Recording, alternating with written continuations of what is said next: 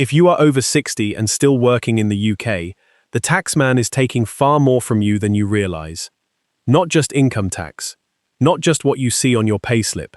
There are 7 separate ways the UK tax and benefits system quietly punishes you for earning a wage when you could be retired.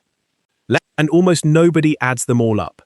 When you do, the number is so large that for a lot of people, the salary they are working for is worth barely half of what they think it is.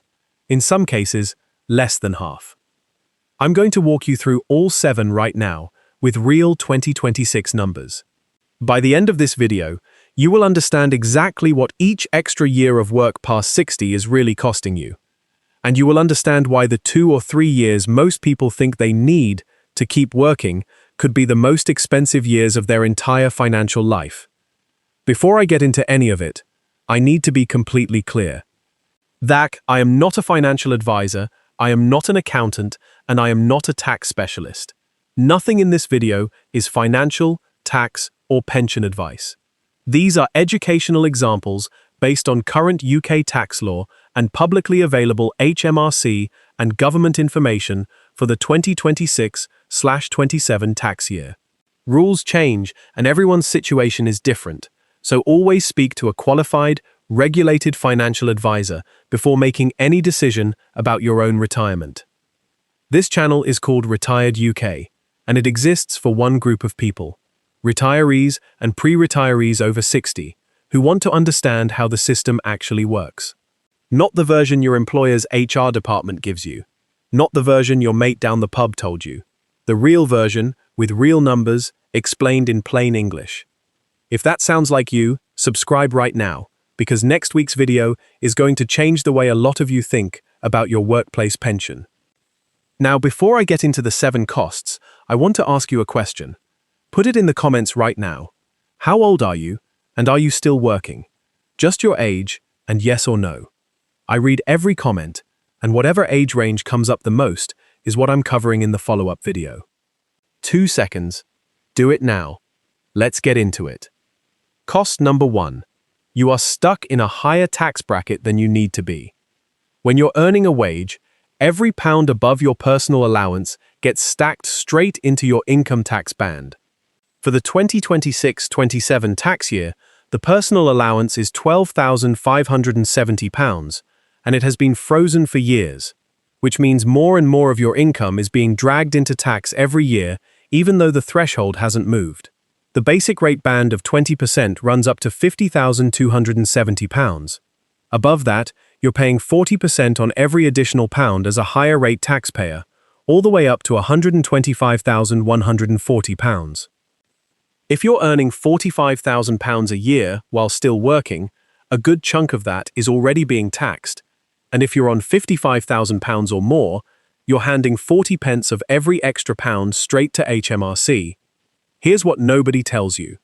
The moment you stop working, your taxable income usually drops dramatically. The new state pension alone is currently worth just over £12,000 a year, sitting almost entirely inside your personal allowance. If you're strategic about how you draw from your private pension, you can often keep your total taxable income in the basic rate band, or even below your personal allowance altogether for a period. The difference between paying 40% while working and 20%, or less, in retirement is enormous. On a £55,000 salary, that gap alone can be worth £4,000 to £7,000 a year in tax you simply would not be paying if you'd already stopped. But that's just cost number 1. There are 6 more. Cost number 2.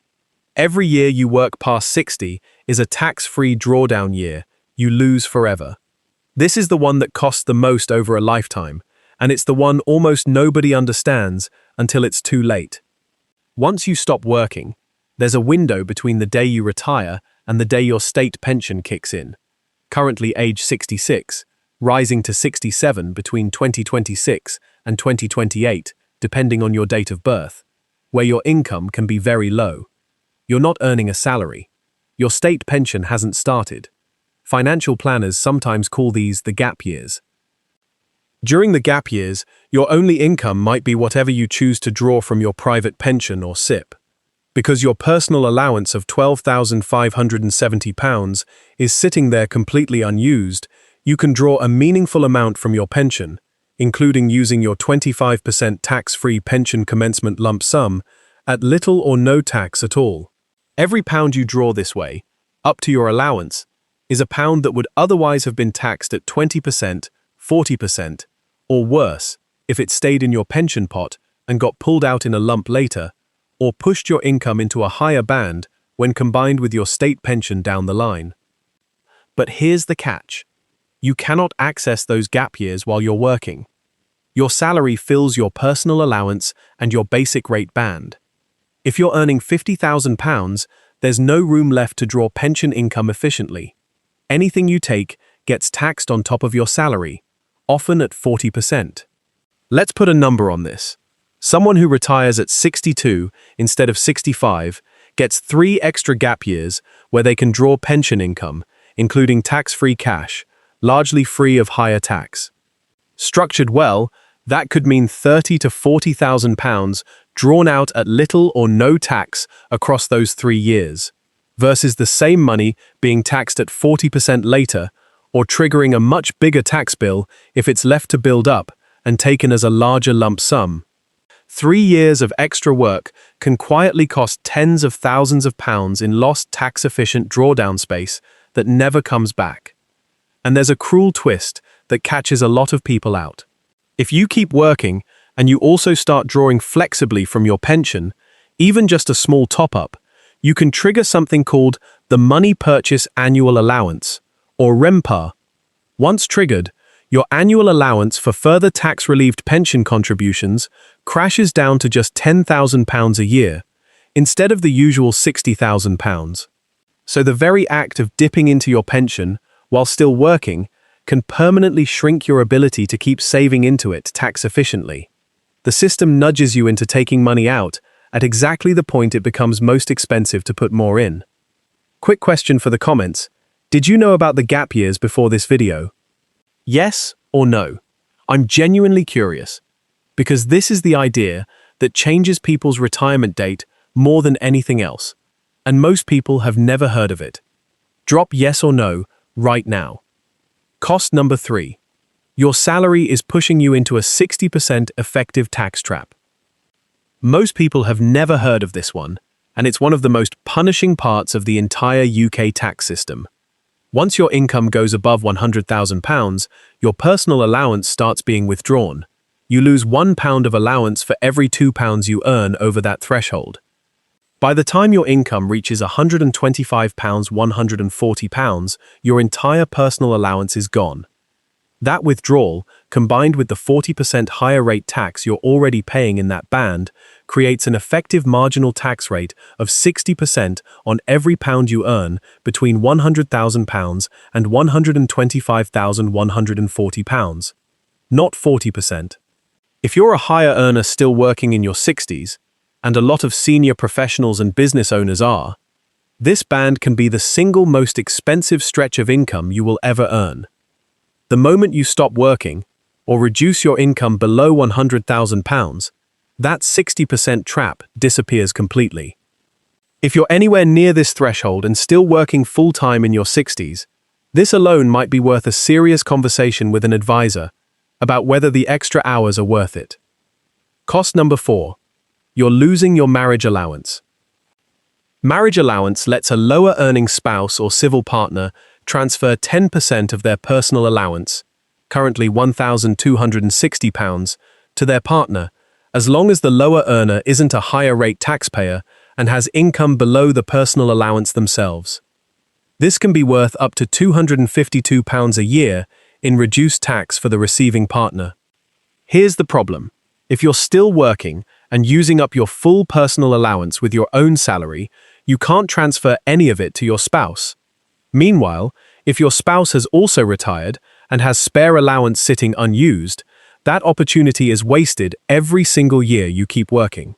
It's not a huge number on its own, a couple of £100 a year, but across a 5 or 10-year period of one spouse working while the other has retired, that's £1,500 to £2,500 quietly left on the table for no reason at all. Cost number 5. Your income could be wiping out your winter fuel payment and pension credit eligibility. This one matters more than most people realize. Winter fuel payment support is now targeted at pensioners on lower incomes, tied closely to pension credit eligibility, and pension credit itself has strict income thresholds. If you're still working past state pension age, or your household income from work and pensions combined pushes you above the relevant threshold, you can lose access to winter fuel payment entirely, worth up to £300 depending on your circumstances, as well as any passported benefits that come with pension credit. Things like help with council tax, NHS costs, and TV license support for the over 75s. The moment your income drops below the threshold in retirement, that support can come back into reach. For lower and middle-income households, working an extra year or two past state pension age can directly cost you hundreds of pounds a year in lost support that has nothing to do with income tax at all. It's benefits you've simply priced yourself out of. Cost number 6. You're still paying national insurance when you don't have to. Here's something a lot of people over 60 don't realize. If you are working before you reach state pension age, you keep paying Class 1 national insurance on your earnings, currently 8% on income, between £242 and £967 a week, and 2% above that. It doesn't matter that you're 61, 62, or 63. If you haven't hit state pension age yet, national insurance keeps coming out of every payslip. The moment you reach state pension age, national insurance stops completely on any earnings, even if you carry on working. So if you're 62 and earning £45,000 a year, you could be paying somewhere in the region of £2,500 to £3,000 a year in national insurance that will simply vanish the day you hit state pension age, working or not. If you're planning to retire close to your state pension age anyway, every year you work before that date is a year of NI that a slightly later retirement date, timed around your state pension age, would have avoided entirely on that portion of income. Cost number 7. You're losing tax-free capital gains headroom every single year. This one is easy to overlook. Every tax year, you get a capital gains tax annual exempt amount, now just £3,000, a fraction of what it used to be. If you have investments outside a pension or ISA, shares, funds, a second property, you can realize gains up to that amount completely tax-free every year. If you don't use it, it disappears on the 5th of April. It doesn't carry forward. In retirement, with lower overall income, this allowance becomes a genuinely useful tool.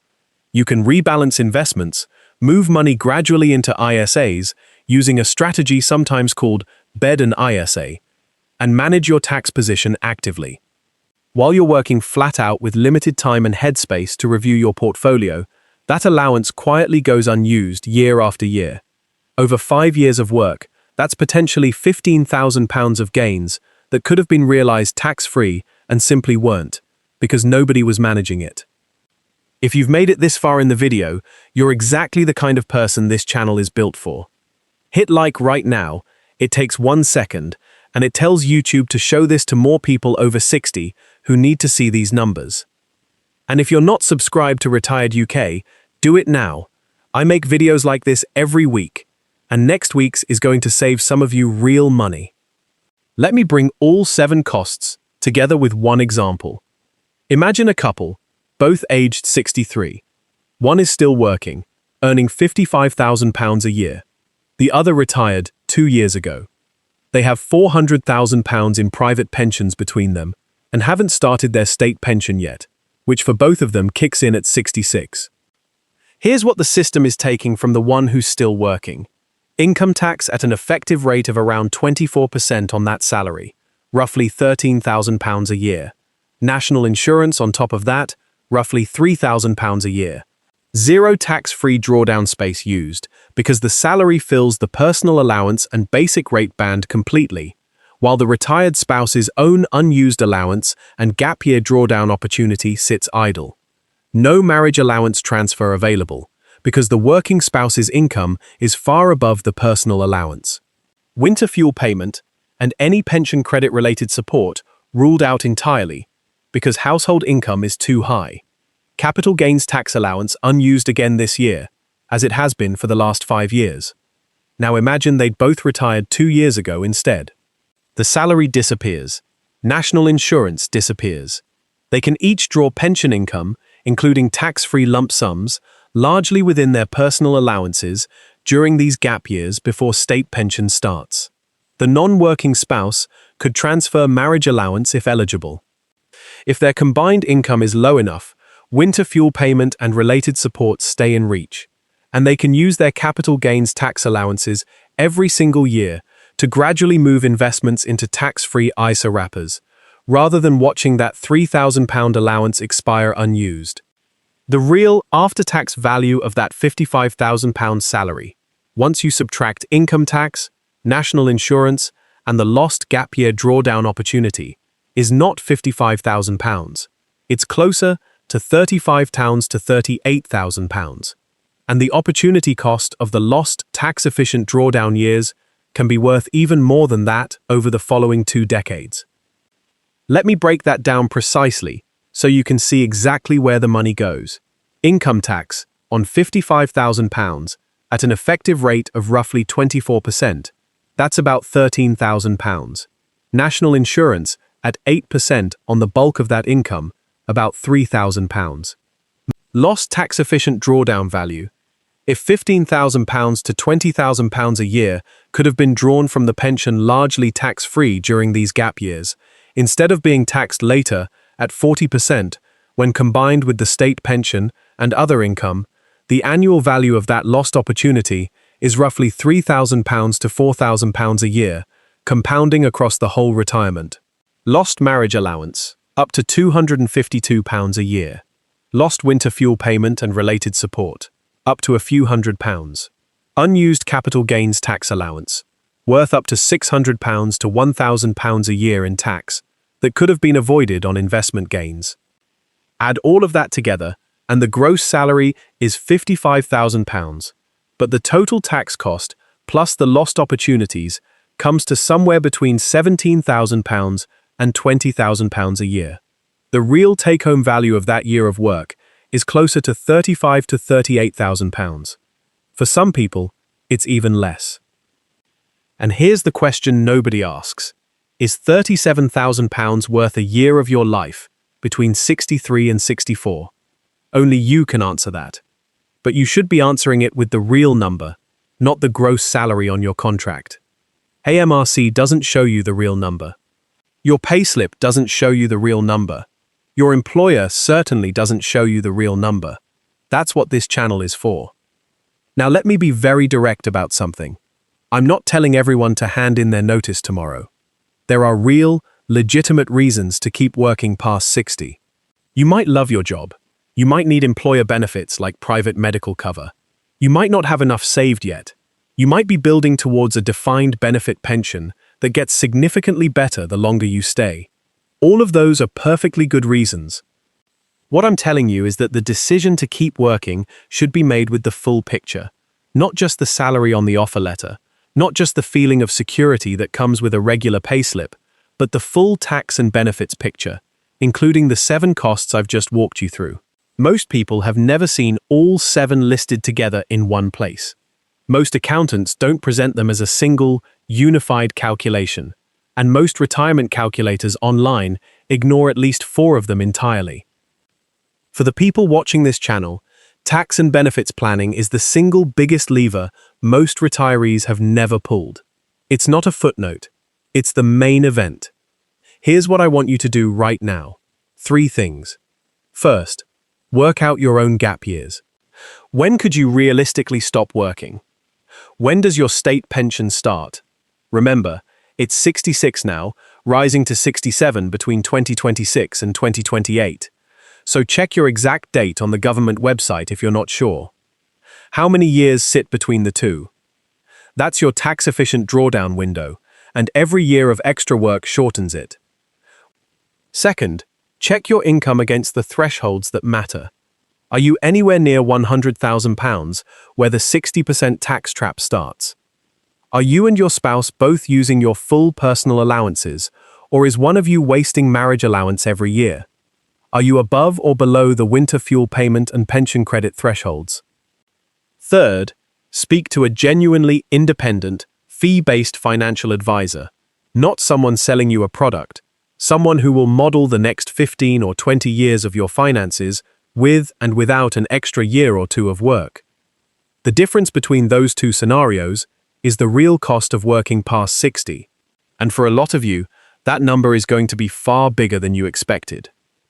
There's one more strategy worth leaving you with, because it ties everything together.